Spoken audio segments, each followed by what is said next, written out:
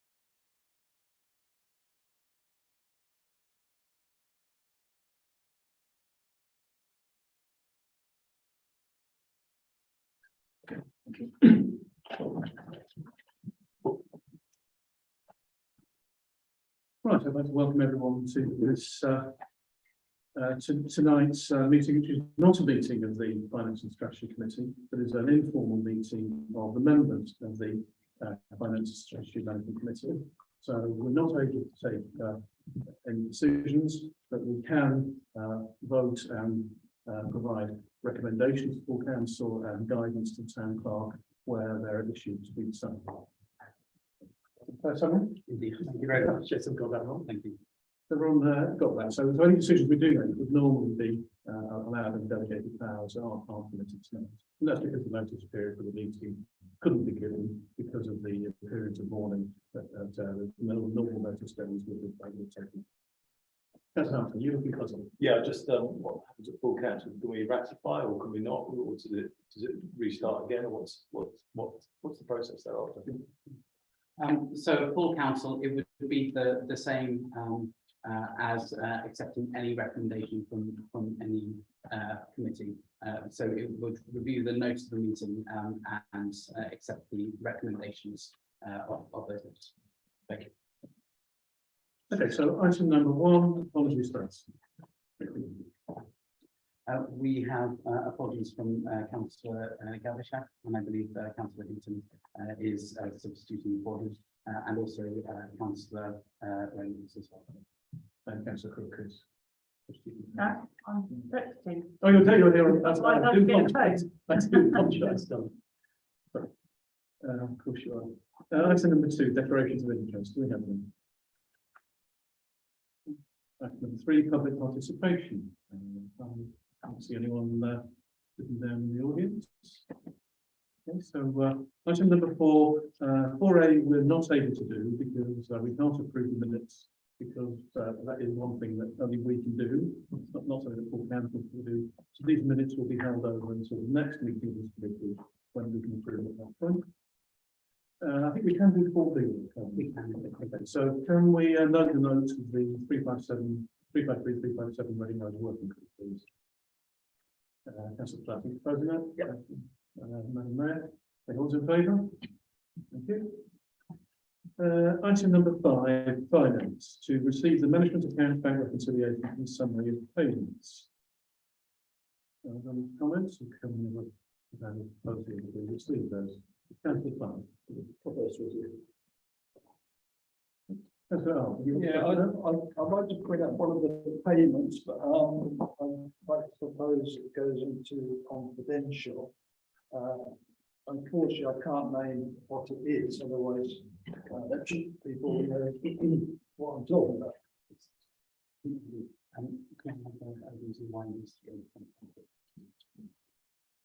Would you like to give a reason why you go to the company? It's in the financial matter. Yeah, With respect to the contract. It's a fund, it's a figure we're paying out on work that's being carried out. And I'm not sure that we're getting value for money, and I think we need to debate the issue. That will be confidential. In that case, would you prefer to bring us up now, Councillor, or would you No, you definitely want to do it in company? And I think you know what I'm talking about, Chairman. I do know what it's Well, I propose that it goes into confidential. Well, it's not a matter which, it would be at the chair's discretion as to the interpretation of standing orders. The question is whether or not the discussion matter would be prejudicial to the public interest. And I don't feel that this, I don't see any reason why it couldn't be debated in public. I make a point of trying to avoid disagreeing with you, Town Clerk. In this case, I think there is a risk that our relations with contracts that could be damaged, and therefore that would damage the council, the services we provide, and the interests of the public potentially. And so I am going to agree to Councillor Allen's request, if that's okay. Could I suggest that rather than pausing the meeting now and returning to it, that we deal with it in the confidential Yes. part of the. So we'll take it after item 9, which is the exclusion of public and press. Yeah, okay. Are there any other issues to be raised on the accounts, reconciliations and summary payments? Okay, so Campbell, did you say that? Did you say that? No, okay. Right, all's in favour? Good. Item number 5B, to approve the 2023-24 budget. A long way away, but there we are.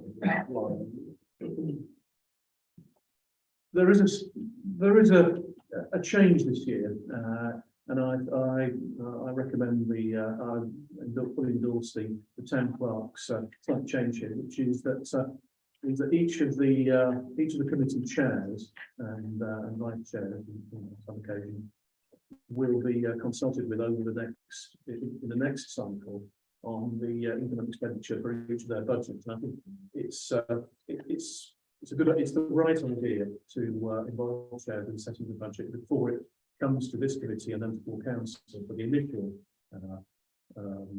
view on its approval. Otherwise, I think the cycle is broadly similar to previous years. I don't have any comments on this or that change or any other aspect of it. What kind of proposal would be accepted? Councillor Hamilton. Yeah, let's see, any formal, where the budget goes to vote for money, and the vote for money committee is an important committee that should have a crack at this toward the end of the process. So that we can make sure that we are recommending a budget that has value for money all the way through it. I'm sure Councillor Hillier will be nodding towards this because she's always been on value for money for some time. But it's not in the process. Well, I think you're right that getting value for money is an extremely important part of what we do, and I would hope that the chairs meeting with the town clerk and the council for that matter will address those issues. I'm sure they will, but I just would like to have it included in the process of meeting that this goes to, at some point within this process, it goes to the value for money committee, given their remits as per the standing, or it's not standing, but as per the terms of reference. It's looked specifically at this aspect. Your turn, I think, town clerk or council for that. Certainly, if the working group wish to meet, then there could be an opportunity to potentially review it, say, for example, after the first committee cycle, for example, and then any amendments that it may be proposing to then go back to the committee for the third cycle for the final adjustment before being taken to full council. That seems a very sensible approach, which is that we look and see how this cycle involving the chairs and the vice chairs proceeds, and as it comes to the full council and committee, Suggestions can be made about improving the value for money of the budget, and if more detailed discussion is needed, it can either go back to the chairs or it could go to a value for money committee meeting. This timetable does not preclude the value for money committee meeting, should it prove necessary, but I think we should wait and see whether it proves necessary and judge it then. But I wouldn't rule that rule out. That's certainly I the case. think it's right to put it in the process so that every council, obviously every council can input on the budget, but specifically to the value for money budget remits within their terms of reference to look at the budget and question it. And that's why it should be in the process from the start rather than leaving it till halfway through. I think you're right that value for money is an important factor in what we do, and I'd be more sympathetic to your point if you actually brought proposals for value for money to the budget setting process. Councillor Hamilton, you've interrupted me for the third time now. Don't do it again. So if you actually, no, I'm in the middle of speaking. You can speak when it's your turn, not when you put your hand up and it's like it's your turn to speak, okay? So if you're welcome, as you say, at any point, to come to the committee and discuss with chairs informally ideas that you have for value for money. And you can discuss with the committee, you can make your proposal when the budget as it starts to take shape and it comes to these committees. But I don't, making it a part of the cycle now, I don't think is the right thing to do. Other people, the council, obviously this committee can make its own decision. If you want to make a proposal, we'll see whether that carries any weight. We don't quite make a proposal now because we can't vote on it, so we'll have to make it at the next committee meeting. Okay, then anyone else have any comments on the sample?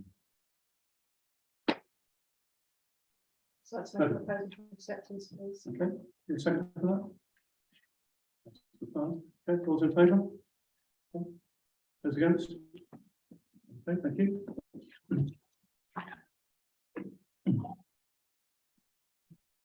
Item 5C, to consider the removal of small earmarked reserves.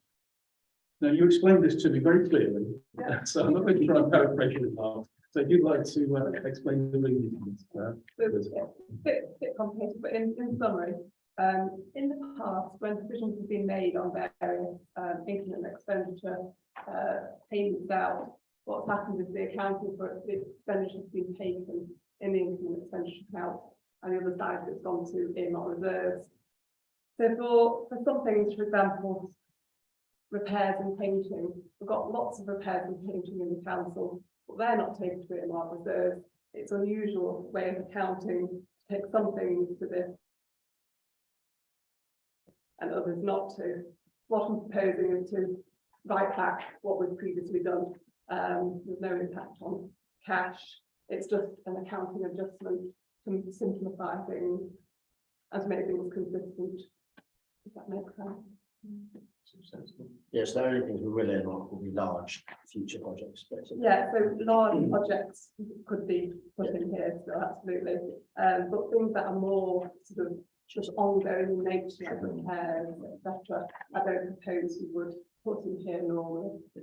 It's just something that should be budgeted for on an annual basis normally. So the spirit of revenue accounts. As the Yeah, I think it's. Council. Recommend 4.1. Hey, do you have a second? Do you have a second for that? Councillor Crowe? All in favour? Okay, thank you.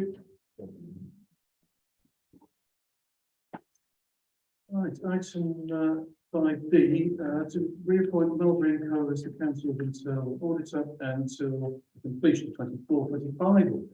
Further and further. Is that because they gave us a favourable order? This is just about.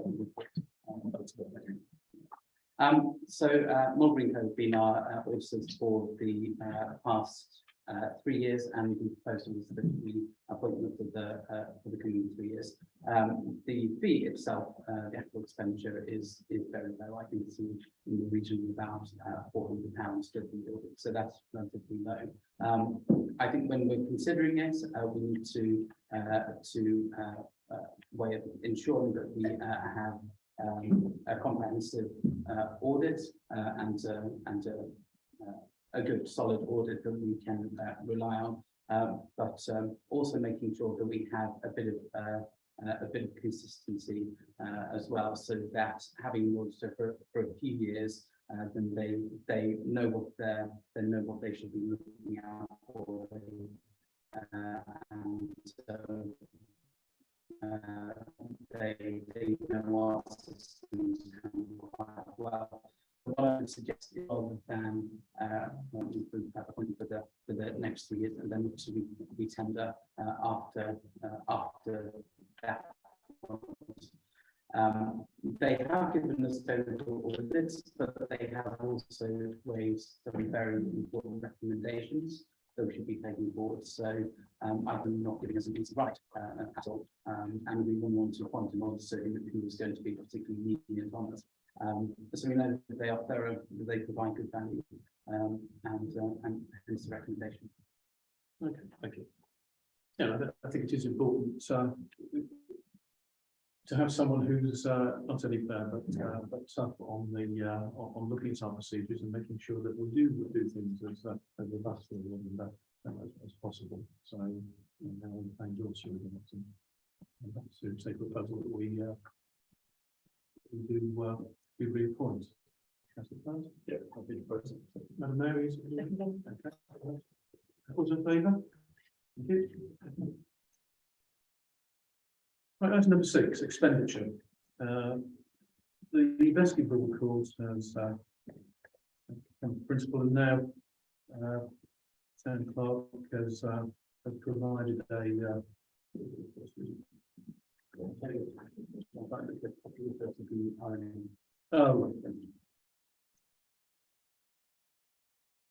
so is there anything that you would like to say? The proposal is going to be that we delegate continued arrangements to you.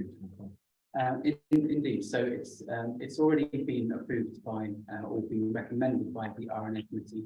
It's only come to this committee because they themselves can approve it. Of course, ironically, now this committee can't approve it, so it's going to full council.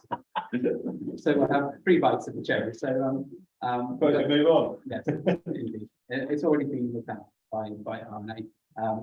The council's already agreed to put aside the in-market reserves for it. It is basically pending a site visit to agree the final design and placement of it, which we will be doing tomorrow, and then in discussion with the chair and vice chair of RNA, we'll then look to get the work underway once the grant applications have been determined as well. Okay, so there's no formal or use purpose in this doing better other than say it sounds like a great project, and I'm glad it's in sorts. Sorry, that's done. Well, I was going to say that, I think we should support it, but if there's no one. Yeah. Well, we can say that, but we're very happy. Finance does not support. What we say doesn't matter this time. But yeah, it's a great project. Well, do we have any idea when it might be completed? I would say, just to clarify, it still would require a recommendation from this committee. Well, it doesn't need one, but for the full council to then approve it, it's a recommendation from this committee. If that makes sense. So you do want us to vote in a recommendation? Oh, okay, sorry. Sorry, I thought that wasn't. Okay, so Yeah, take that back. It's a brilliant project. I should recommend it. that was a proposal. Yeah. For a recommendation. And Madam Mayor, you expecting that? All those in favour? But to clarify, yeah, the work, we should be able to get it underway as soon as the grant applications are determined, which I think should be sometime in October. Item 6B, to approve the appointment of the council's insurers. That wasn't on the original agenda, it was forwarded later. There should be a copy of that in front of you. Yeah, we should have seen it a few days ago. So we have a proposal here. Is there anything you want to say? I think the report should speak for itself. The only thing that we are still waiting on is the quotes for the motor vehicle insurance policies. However, that's a relatively minor expenditure when compared with the main policy. So it's mainly the main policy that we're looking at this evening. as well as delegating authority to me to approve the motor vehicle insurance policy, which would be around about the £6,000 mark. Proposal to, we have a 5.1 proposal. It was not, you look like you're all going to propose that. Mr. Bell, will you second it? Okay, any other comments? All those in favour? Thank you. Item number 8, to consider applications to the council's community grant scheme. Oh, sorry. Mr. Chair. Oh, to improve the remote meeting attendance policy. Sorry. Skipping ahead of the car. Very quickly in our last point. Have you tried the NFU for vehicle quote? It's worth it. They've got an actual personal office in Marlow, so they will really compass that in a bunch of people for work. Oh, Might be worth a try, especially since most of the vehicles are. I haven't, but and we usually only go through brokers who are parish and town council specialists. Although NFU have previously done parish and town council, but yeah, we tend to only use the town council because they're quite a unique concept. Okay, item number 7. This arose, obviously things have changed in the way meetings are held in the last 2 or 3 years. Watching council, but in the world as a whole, and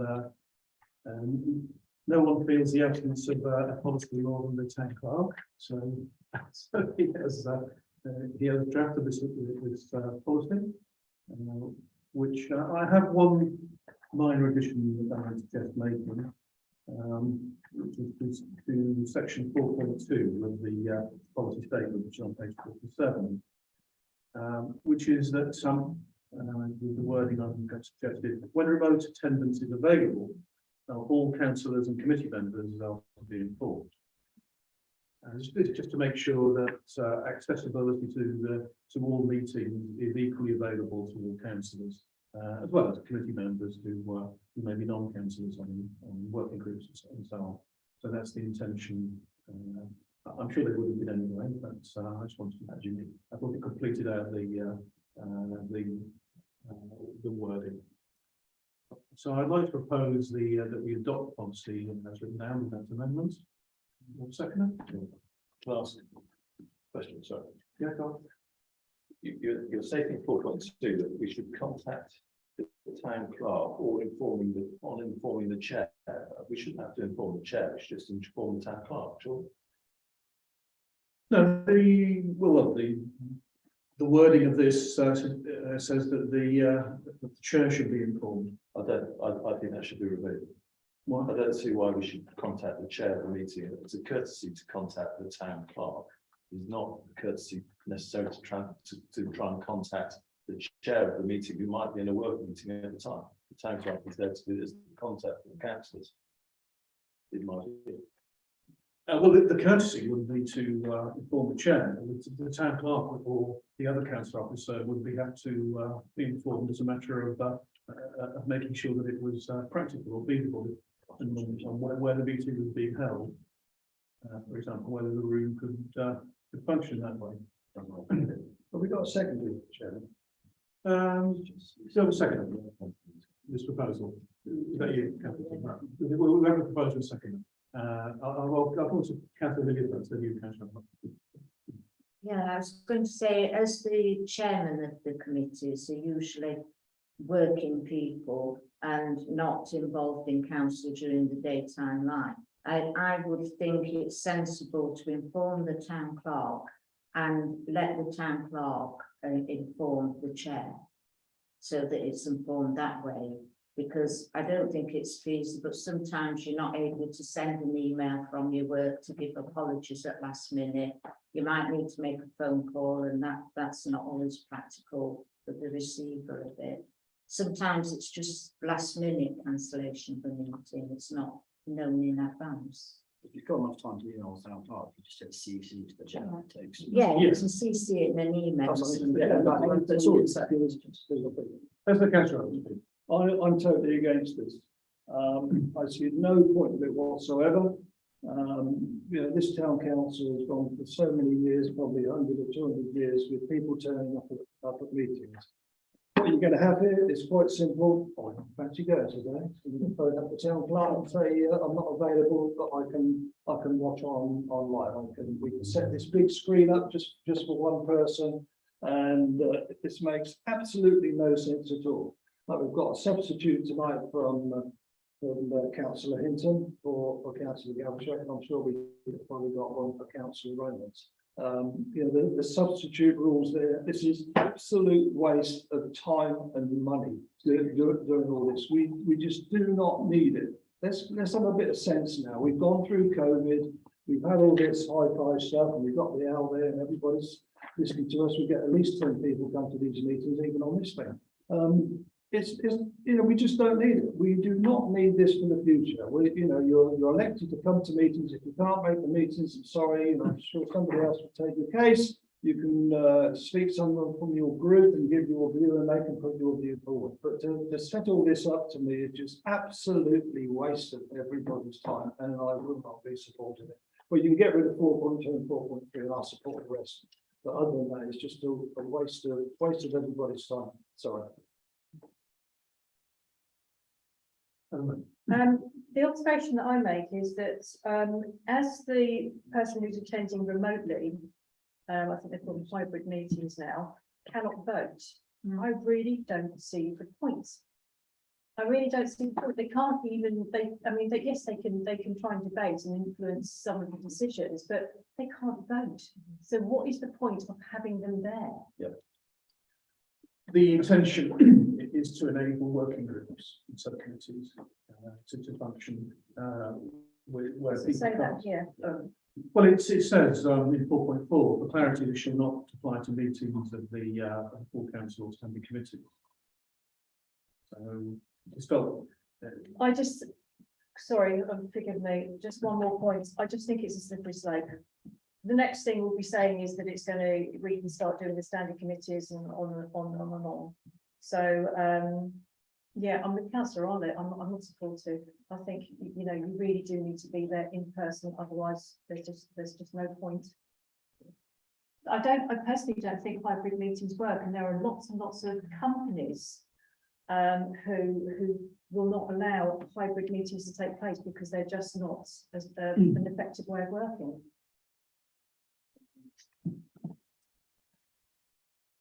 Councillor, yeah. Well, actually, you've spoken, so I like Councillor Hunt. I think the benefit of this is if you are a council, well, firstly, it's right that the councillor should turn up. They're elected for 4 years. They should turn up for full council and for standing committees.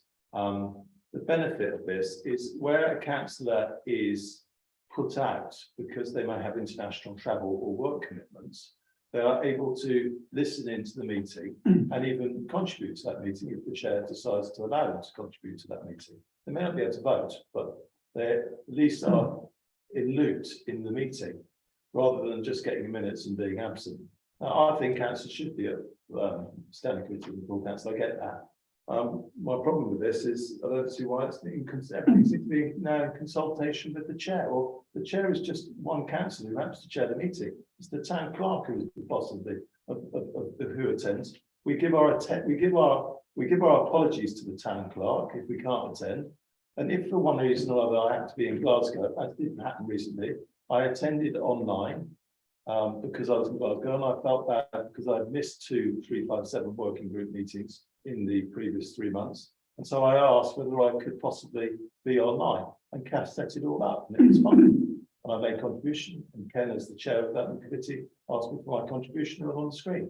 Now, that was only because I missed 2 and I didn't want to miss a 3rd. Now, I would have been here if I could have been here, but I couldn't because I had a work commitment in Glasgow. So it gave me the ability to contribute. So I like the idea of being able to contribute. I do think that it's a priority that councillors should be here. Yes, I wasn't important, but I was just going to say, I think that hybrid meetings are very distracting, actually. yeah, hybrid meetings are less effective. The main reason that that I asked the town clerk, we discussed this, and the town clerk drew up this proposal, is that we had a lack of clarity in our processes. The world has changed, and with Zoom and Teams being available and so on. And so when there was an example where Councillor Hamilton did ask to attend a meeting remotely, and we didn't have a clear procedure or a set of rules on the way in which we allow or forbid such a request to be made. And so I think at this point, we should either say that that we pass this proposal as it is, which allows, doesn't necessarily encourage, but allows hybrid meetings to take place, or we say they can't happen, or they may on occasion be only remote. But I do think we have to have a clear process that's fair to all councillors, and in particular to officers, who if we place them in a position where they have to make a decision without a process to fall back on, they're bound to be criticised by one side or another. So I think we have to make some decision at this point, either to forbid hybrid meetings or to allow them according to a process of this sort. Councillor Plum. I'm leaning towards not encouraging them at all, and I think the only way, listening to Councillor Thomas and I think the only way that you could support or would support this is somehow stating that it is only under exceptional circumstances. Like, it's one of those, I completely agree with the policy that, if there's a meeting that you really cannot make and you really feel like you want to make a contribution to, but you have ways of doing it, either in advance through discussion with the chair or committee members, or email, and you can send your points in. I don't really know ways to do it is actually on on the video that night, and I just feel that unless this is going to be under exceptional circumstances, it is a slippery slope. We'll see it happen more and more frequently. I got a lot of sympathy with that approach. It should be, if we are to allow this to become the exception. Yeah, and we just need to somehow word that strongly enough so that it's not I'm just going to request from charity and we can't wait to it. So it sounds like there are at least two points of view being expressed here. One to allow hybrid meetings, and one to prevent them. Perhaps one which strongly discourages them. I'm not sure how you would assess That's what the issue is. how you would assess whether exceptional circumstances or not. And again, that would place a difficulty in officers in having to arbitrate and referee the decision. So I think I'll come back to you in a moment. Those who express concern about this on the basis that hybrid meetings are unwieldy, and I accept that argument. Is there an argument for allowing wholly online meetings? So no one present in the town hall. So unless they were, so you could only attend by Zoom or only attend in person. Is that because if we forbid online meetings at all, then again that reduces our ability to hold meetings in a way which enables councillors to contribute. The way around this to, given we are in October of the civic year that's going to end next May, to have a 6-month trial, and that would perhaps be a compromise situation, Mr. Chair. So that compromise to allow hybrid meetings, and then let the decision be made next May when the new council is appointed, to whether it's a good idea or a bad idea. I'm not, for one, turning off technology, but it does give the ability for councillors to attend where they are otherwise disposed. And sometimes a committee benefits from having a councillor there rather than not there. But we can review our process any time. But I think we do need to have some clear guidance to give officers when requests are made, and they will, under what circumstances they can be accepted or refused. So I would like to see something in place. But maybe the time has come to have a vote and decide which way things are going. Hybrid meetings work perfectly well at SADC, other than the audio, which if you're in the room is a nightmare, but if you're at home is fine. And also, it's not just councillors as well. Sometimes it's useful to have a member of staff involved in a meeting that otherwise wouldn't be able to attend. And we've seen that with Becky and Niall several times for our own stuff. So I think it's been a bit councillor heavy, but it does work at SADC. Other than if you're an attendee in the room, it can be a little bit hard hearing everything twice. But yeah, it's a lot, we're all spread further apart in districts. Yeah, this was the travel. I've got no issue at all with officers attending because they don't vote. Attending online. It's not principle of high. I just don't think that you're serving the residents of Henlywell if you are not able to vote. That's my opinion. What does that mean, that we're gonna get the next lot of councillors? Who stand, think, oh, well, I'll never have to bother actually physically attending. So they may never ever come to meetings because they can't be bothered. Well, to be clear, what we're talking about here is not full council. We're not talking about standing committees like finance. We're talking about working groups and subcommittees, like climate and emergency working group, like Henry Blue and so on. So there isn't a question because national legislation doesn't allow meetings to take place remotely with councillors voting. So I'm not sure that's a particularly powerful level. I understand your point that councillors are expected to attend meetings, and that should normally be the case. I think Councillor Brown's point was a good one. Sorry, I just thought of something. I don't see how this solves the problem then, because a lot of the subcommittees and working groups tend to be during the day.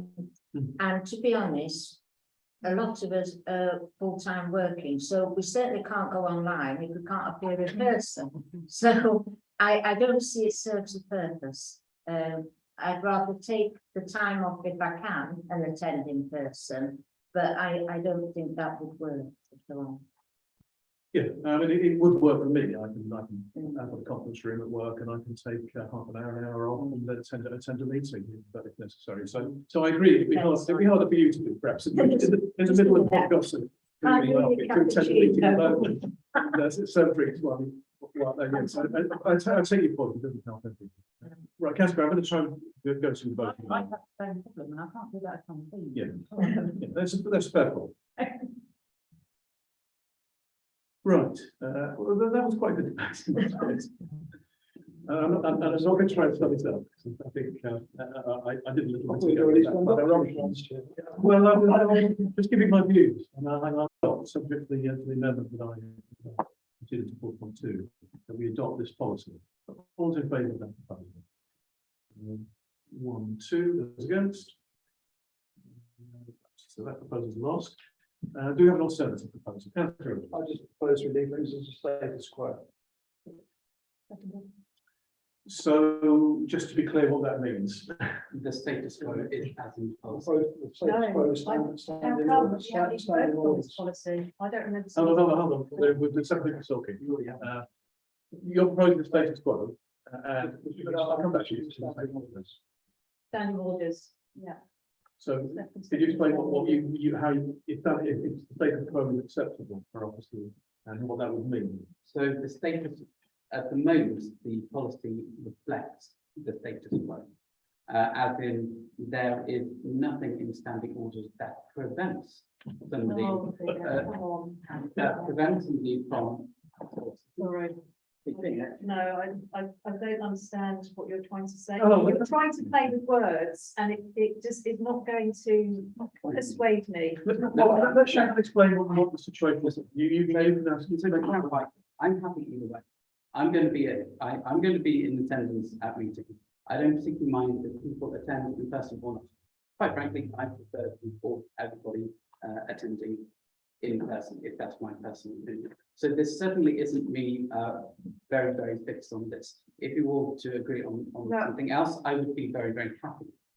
However, to make it clear, we do need some guidance, because at the moment we've been making decisions based on basically how things have evolved out of COVID, and how we've been applying things based on our understanding of the legislation. There's nothing in legislation that prevents any member of a committee attending a meeting remotely. They just aren't able to vote on the binding resolution of it. So so that's why at the moment the status quo is the decision that has been made so far, which is to allow people to attend remotely. As we've had a couple of guest speakers attending committee meetings remotely, officers, certainly on one occasion a councillor. However, it has been very rare. So that's the status quo. So if councillors do not wish to have what's in the policy, I would be very, I certainly would not be against that in the slightest. But we just need to agree what that would be. With respect, you cannot agree a policy on the absence of wording. That I just don't think that is a correct way of conducting ourselves. No. So therefore, shall we rewrite, shall we just reword our proposal, which is that we fully go to standing orders, and we do not allow remote access for councillors. Is that acceptable to you? Would you second that? Yeah.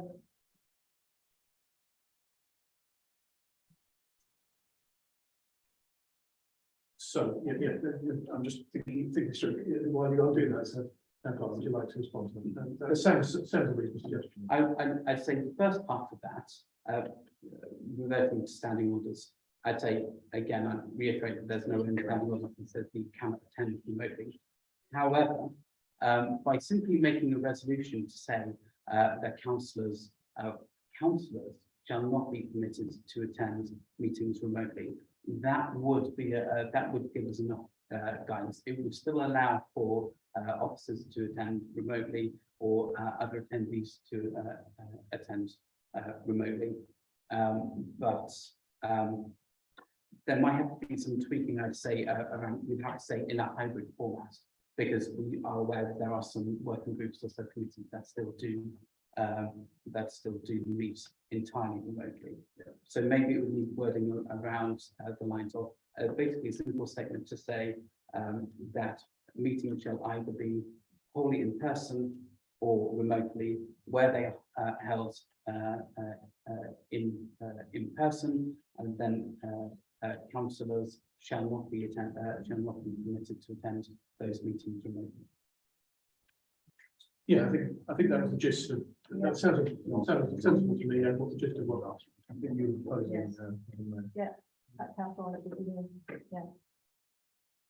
That's correct. I was just wondering, because of the shortfall of attendees in subcommittees, because they're held in the daytime, and I'm finding it personally difficult to, could they not be moved to evenings, maybe before another meeting, just so it's more practical? Well, I'm just suggesting rather than daytime, because 3 o'clock is not practical for some people that have to work and don't, and are self-employed, so they will end up losing money. I've got a lot of sympathy with what you're saying. No, and I'm finding it very Yeah. difficult now, and I don't want to give up my commitments to the council, but to, for me, I have to put my financial thing first to keep the roof over my head with the cost of living crisis and everything. So, if we could move the meetings to later in the day, I don't know how that would work with office staff. That is I mean, I think your point is genuine, it is relevant, but it's actually not quite. It's really a separate discussion in some ways. First, we have to decide how to hold meetings, but I think there's a good case for trying to ensure that.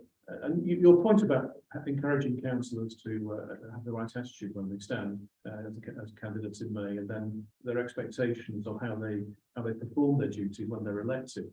I think you're right to say they should be expected to commit and attend to meetings, but it is harder for those who are not retired. And this council has, we don't know about the next council, obviously. This council has a relatively high percentage of non-retired councillors, and we shouldn't try and disenfranchise those by discouraging them or making it harder for them to contribute. And so I take your point exactly, but I think we should try and look at that as a separate issue. I mean, it's difficult if you want to hold meetings in the evening, then of course you need officers to attend out of work hours. So you then have time off in lieu perhaps that's needed, and you're taken away from other duties which they want to do. So it's a quite a tricky question, but I think in principle you're right. We could try and make meetings available to councillors who have other commitments besides just being a councillor. So we have, let's go on to move on, if that's okay. I think you've made your point well, Councillor Cook, okay? The gist of the proposal, which I think is that meetings will either be all in person or all online, or when they're hybrid, councillors still have to attend in person. I think that was the Yeah, gist of the proposal. Indeed. Okay. Who decides? There's no decision to make. Who decides whether it's online or in person or online? The town clerk? That'll be for that'll be the chair and the officer concerned with fighting with the town clerk between them, I think. Could I suggest the exact wording for the resolution? Just so that I've got something down. Yeah, If yeah. that makes sense. That formal meetings of the council shall either be held in person or remotely, with the exception of full council and standing committee meetings, which may only be held in person. Where a meeting is held in person, councillors shall not be permitted to attend remotely. Yes, I think that's okay. Spot on. Yeah. So I think that's your proposal, Madam Mayor. And who will second that? Councillor Arnott. Okay, I think we just missed it long enough. Can we vote on that one, please? Okay, all in favour? Thank you. Yeah.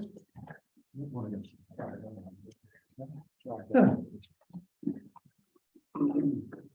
Item number 8, grants. To consider the applications starting on page 49. So usually we do some delegated powers, but of course tonight we will be making recommendations to the council. We have in order, we have 3 applications. And I know for many councils, this is one of their favourite, certainly their favourite finance agenda item of the year, or 2 favourites of the year, because it reflects our ability and willingness of the council to support local organisations which contribute so much to the town. And it's, I hope that when the future applications come along, we get an increasing number. Usually we're oversubscribed, and I think we're still suffering a little bit from the effects of the pandemic, when a lot of activities and organisations seem to have to stop to suspend their functioning. And I'd like to encourage, if anyone's watching, organisations to come forward and make applications in order to help us support the work that they do, which we value greatly. And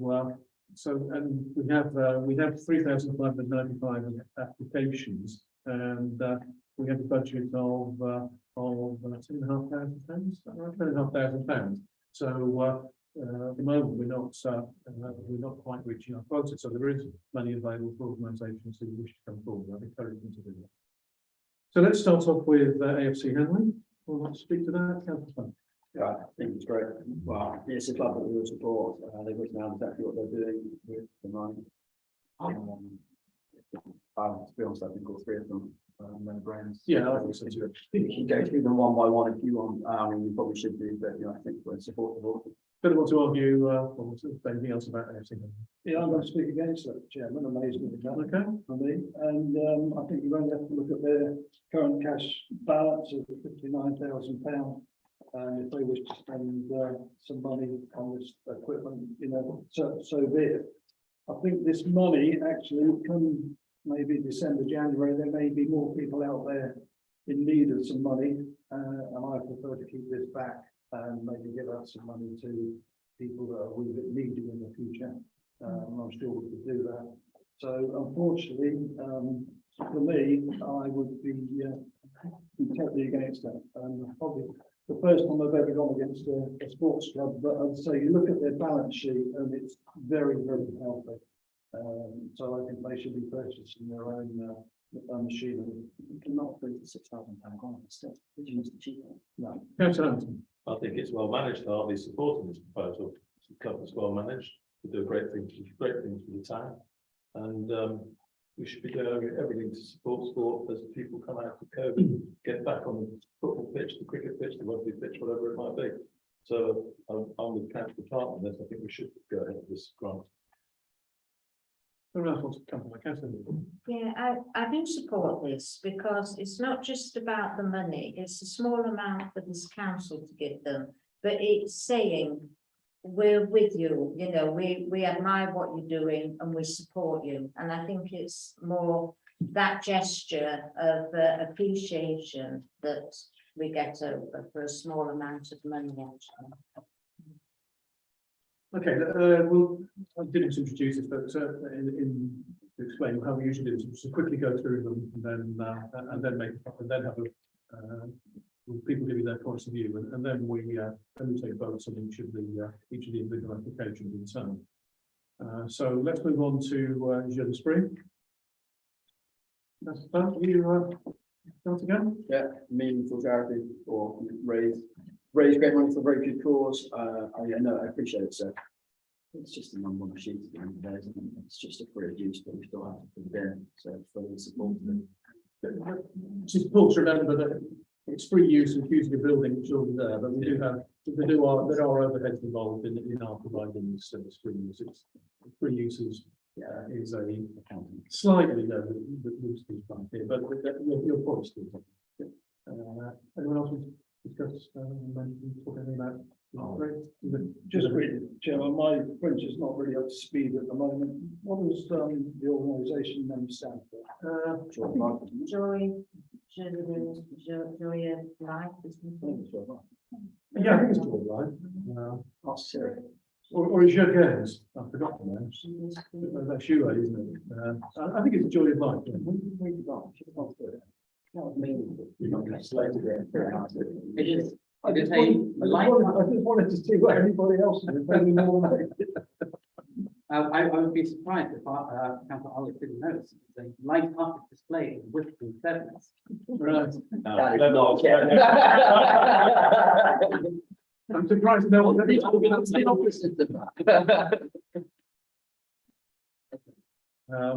Oxfordshire Volunteering Defending Service. Yep. Seems pretty good. As an ex-carer, I fully support this, so, yeah, there are many unpaid carers out there. So every bit of help they can get is, much appreciated. And this is providing respite care, Yeah. which is really important. One of the hardest things about being a carer is the non-stop nature of it. Yeah. Definitely. Yeah, I fully support this because there's also a lot of young carers that we don't notice. And at SODC, I went to the AGM in my capacity as chairman at the time, and I was really felt quite emotional about it because I didn't realise how many young people were in that position of caring for the parents and grandparents. No, you're right. It's surprisingly common and quite well hidden. And often young carers like that, children who are carers, surprisingly, they get bullied at school and so on. It's a very difficult situation for them. You're right. Yeah, we always check with applications that they are Henley based or cover a number of people in Henley, and I'm pleased to see on it's a well-written application, page 64. My volunteers help 19 families in the Henley area. That's 19 carers and 19 careful people, so I'm fully supportive of this application. Okay, let's go through these three and make what is our recommendation. So on the football club, I'm wondering, I'll come back to the second campaign. I wonder if in order to try and sort of keep the committee together, whether Councillor Allen would consider a meeting part of their request, which is £2,500. I'll come to you second. No. Yeah, French. To make it easy for you, I'll propose all three. No, I'd rather take them separately. Well, because one of them, I think the other two, if you want to propose the second two first, I'll do the first one. How do you I'll want do to? the football club separately because there's clearly a range I'll of place views. football club in it's for the night then. Okay. Councillor Plant, anyone else like to speak to that? And then. No. Okay, all those in favour of that proposal? Okay, that's good. Sugar Spring. Councillor Hamilton, Proposal for the night. what, a second for that? Okay, all those in favour? And lastly, the Oxford Volunteering Training Service. Councillor Crook, sounds like you'd like to propose that. I'd like to make some money. Yeah, actually, I think they deserve more money. Well, it's perfectly possible for, I know Hillary and Liz both used to do this, where an application was particularly well received, that we invited them to consider whether or not they had other needs which they could apply for. Obviously, they have to wait for, future time, but indicate that, they were particularly well received application and that we welcome future applications. They come up every month, it's something that we supported Yeah. for many cycles and we'll continue to do. So did we can we actually vote on that then? Or that last, that final one to the Oxford Volunteering Club? It